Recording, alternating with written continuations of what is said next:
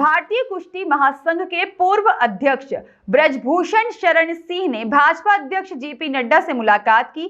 यह मुलाकात ऐसे समय में हुई जब कुछ देर पहले खेल मंत्रालय ने भारतीय कुश्ती महासंघ की नई कार्यकारिणी को निलंबित कर दिया। साथ ही नए अध्यक्ष संजय सिंह के सभी फैसलों पर रोक लगा दी गई है। कयास लगाए गए हैं कि ब्रजभूषण ने इसी संदर्भ में नड्डा से मुलाकात की है, लेकिन उन्होंने मुलाकात के बाद साफ शब्दों में कहा है कि मेरा कुश्ती से अब कोई लेना देना नहीं है। निलंबन के बाद जो भी करना होगा वह कुश्ती महासंघ की कार्यकारिणी करेगी, मेरा उसमें कोई हस्तक्षेप नहीं है।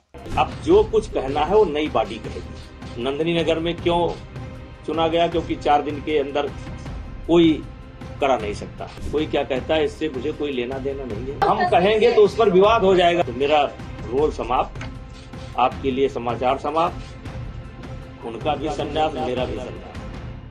देखिए, यौन शोषण का जो प्रकरण है वो अदालत में विचाराधीन है जी। इस पर उस पर कोई टिप्पणी करना उचित नहीं है। और व्यक्तिगत मुझको क्या कहता है, कोई क्या कहता है, इससे मुझे कोई लेना देना नहीं है। 11 महीना से गरिया रहे हैं, जो नहीं कहना चाहिए वो भी कह रहे हैं, उनको मुबारक। देखिए, ये फर्स्ट डे से ही इसमें राजनीति है जी। अब आप देखिए कि कौन इसमें शामिल नहीं हुआ। कांग्रेस भी शामिल हुई, टुकड़े टुकड़े गैंग भी शामिल हुई, आम आदमी पार्टी भी शामिल हुई, तमाम लोग हैं। क्या क्या करें, हम तो अपना झेल रहे हैं। सर, साक्षी मलिक पर क्या बोलेंगे? उन्होंने संन्यास लेने की भी बात की है।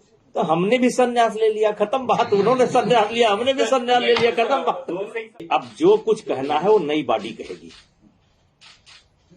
हमने, आप ये मान करके खुशी खुशी मेरे पास भाई और बहुत काम है मेरे पास। अब मैं अपना काम करूंगा, अपना चुनाव देखूंगा। तो अगर मुझे बताया गया तो मैंने अपनी स्थिति साफ कर दी। नंदिनी नगर में क्यों चुना गया? क्योंकि 4 दिन के अंदर कोई करा नहीं सकता। नंदिनी नगर में सारा इंफ्रास्ट्रक्चर तैयार है और वहां भी रेसलिंग एकेडमी चलती है। पहला कारण तो वो हो गया। दूसरा, 31 दिसंबर के बाद ये टूर्नामेंट हो नहीं सकता। और देश के 2500 फेडरेशन ने हाथ खड़ा कर दिया कि इतना जल्दी हम व्यवस्था नहीं दे सकते। तो मेरा रोल समाप्त, आपके लिए समाचार समाप्त, उनका भी संन्यास, मेरा भी संन्यास। अब उनके लिए तो काम करता रहूंगा। अब ये एकेडमी हम चला रहे हैं। एकेडमी में मेरे 100-150 बच्चे हैं और मैं खुद जो है कुश्ती खेला हूं और कुश्ती के बदौलत यहां तक पहुंचा हूं। मेरे भी कान टूटे हैं, जबकि मैं बड़ा पहलवान नहीं था। मेरे पिताजी भी कुश्ती लड़ते थे, मेरे बाबा भी कुश्ती लड़ते थे। पहले ये गांव में ये जिम नहीं होता था। गांव में हर आदमी जो है शौक से अखाड़े पर जाया करता था, हम भी गए।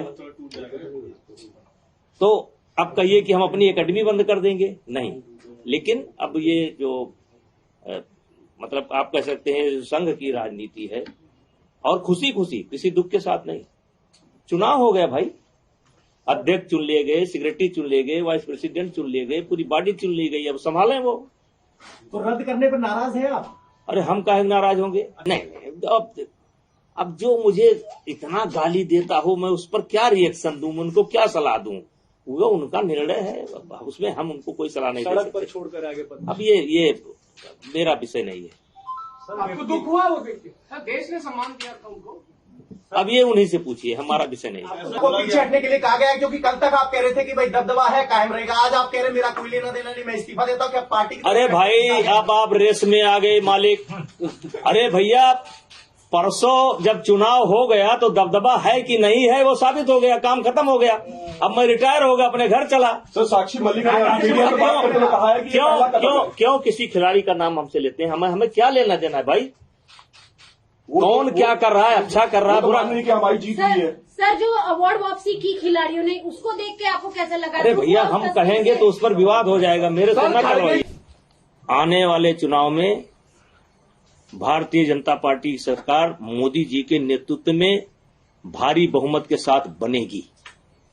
और अभी 20 साल इस देश की राजनीति मोदी जी के हिसाब से होगी। मोदी जी जो चाहेंगे वो होगा। आज के तारीख में अपोजिशन में मुझे कोई नहीं दिखाई पड़ता है। कम से कम 20 साल अभी मोदी जी ही इस देश के नेता रहेंगे।